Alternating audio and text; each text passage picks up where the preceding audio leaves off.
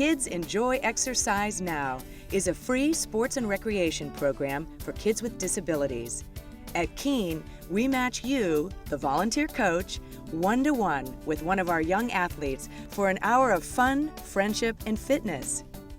Before meeting your athlete, you will go through an orientation session led by a veteran coach or staff member.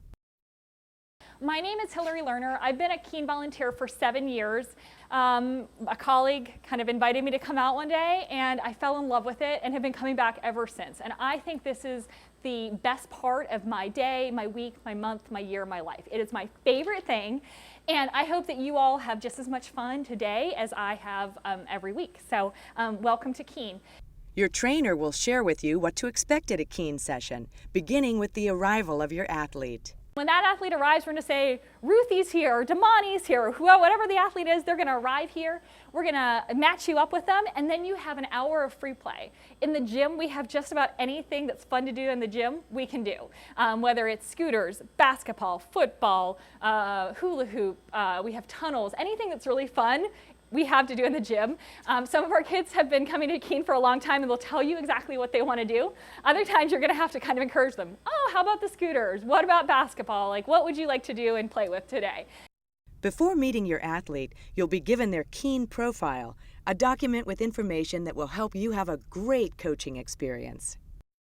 This is the most important thing you will read today. This will give you everything you need to know to be successful in working with your athlete. At the top, you'll see a description. It'll tell you how old they are. It'll tell you when their birthday is. Always important. We like to celebrate birthdays at Keene. And then the next piece is a description of their disability. This will tell you if they have Down syndrome or autism or cerebral palsy. It'll tell you if they're right-handed or left-handed. It'll tell you if they're verbal or not verbal. It'll tell you if they're toilet trained or not toilet trained. So it'll give you a little bit about their disability. So that's important to read. The profile will contain some helpful hints for working with your athlete, as well as a section on their favorite activities. The next piece is helpful hints. This is what we as coaches committee members and parents have learned about working with our athletes. So sometimes it'll say they love high fives. You're going to meet Kezia Bell today. Kezia loves high fives. He's amazing. Other times, if an athlete gets over-agitated, he wants you to count, or you may need to talk in a soft voice, or he doesn't like to be touched. It'll give you helpful hints about working with your athlete, just so that you know a little bit about that. The next piece is favorite activities. This is especially important in the gym because, as I mentioned, there's just about anything that's fun to do in the gym is in there. And so with so many options, you may want to know what their favorite activity is so that you can encourage or ask them if they want to do that. Whether it's scooters or hula hoop or football, you can say, hey, I see you like, name X activity. Do you want to go do that? And lastly, the profile will contain some target areas. These are long-term goals for your athlete. Typically, it's something around socialization, so things like cooperation, sharing, learning to engage with others. But sometimes it can be more physical, like maybe they're going from walking to running, or they favor one side of the body or the other, so they want to practice using the left side or the right side of their body. So that's important to note so that you can be encouraging your athlete to kind of work with them on those items. Your athlete may be nonverbal, but that doesn't mean they aren't listening, so don't talk about them as if they aren't there. Address them by their name and ask them what they want to do.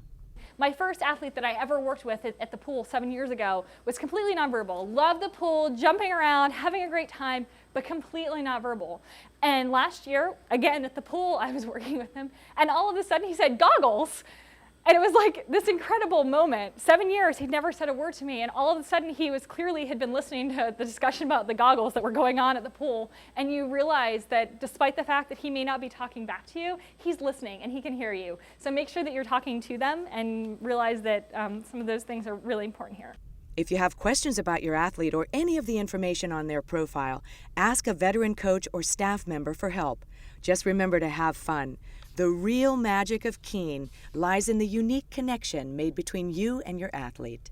So we here at Keene are in a completely judge-free zone. I say that because the more into Keene you are, the more into it your athlete's going to be. So if you're twirling around in a circle, or you're running around the gym, or you're singing silly songs, or you're talking to your athlete and they don't seem to be talking back, that's okay, and that's embraced here at Keene. At Keene, we celebrate the possible. Small accomplishments you might take for granted elsewhere are causes for great celebration here. You're going to meet one of our athletes today who was totally afraid of the gym because it had too loud of noises. He was like, that hurts my ears. I don't want to go in the gym. For a year, he played on a mat outside of the gym. He wanted to look at the gym, but was too afraid to go in because of the noise.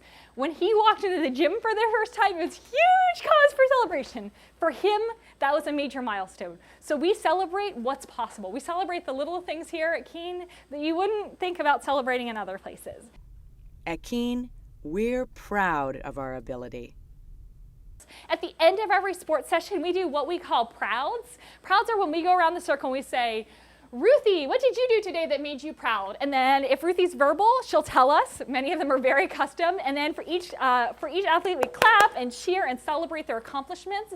If your athlete is nonverbal, you're going to tell us what they did, whether they shot 10 hoops or ran around the gym 30 times or whatever the accomplishment was for the day. You're going to tell us, and we're going to clap and cheer and celebrate for each athlete.